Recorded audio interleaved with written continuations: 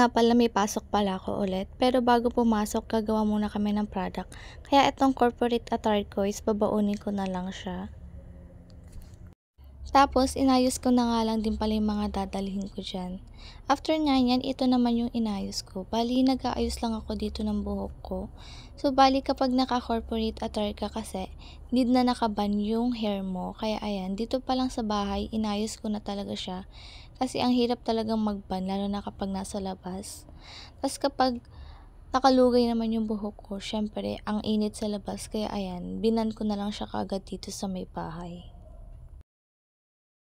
Tapos marami nga kasi akong baby hair, tapos nagtatayuan sila. Kaya ayan, naglalagay ako dyan ng hair gel para bumaba sila. Para magandang tingnan, ayan, para medyo malinis akong tingnan. Nagpabango nga lang ako dyan, tapos natatawa nga ako dito kasi hindi ko alam kung paano ko ba siya bibitbitin, kung pa ganyan ba. Kasi nga ito, magdadala ako ng bamboo kasi need namin siya sa paggawa ng product namin today.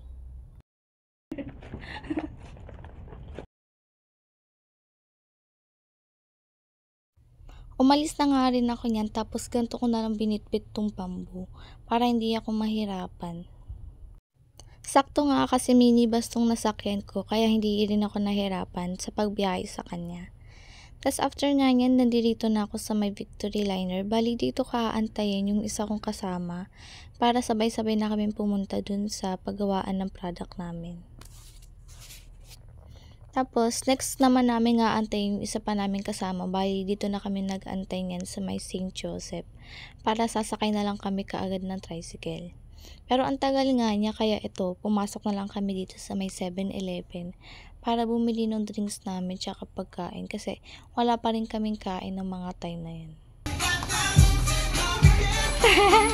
Napapasayo pa nga yung kasama ko sa tugtog dito sa may 7-Eleven.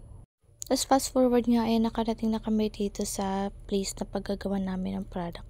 Bali, nagchikan lang kami dyan.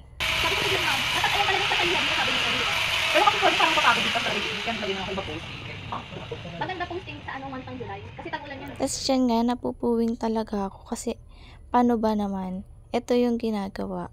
O, diba? Ay! Ayan na, lumayo ka na dyan. Ay!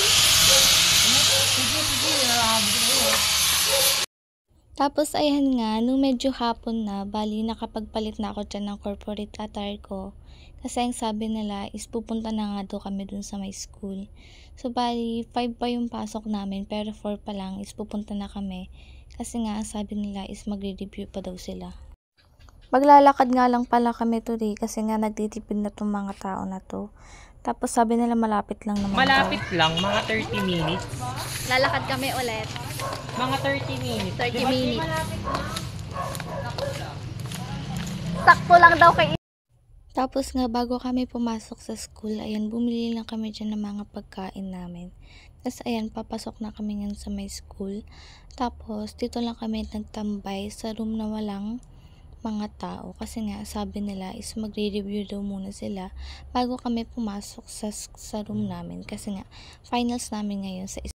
Tapos ayan nga, fast forward, so bali dito, tapos na yung exam namin. So bali hindi ko na talaga na-videohan yung pag-exam kasi bawal mag-cellphone nung time na yun.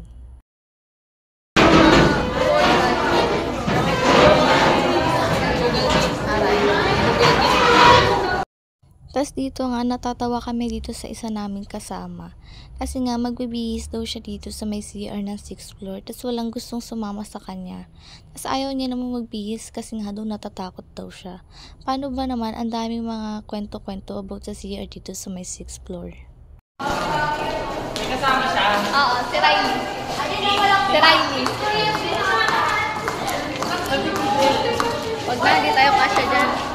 Ay, maglalakad na talaga. Maglalakad. Gabing-gabi na. Maglalakad kami ulit.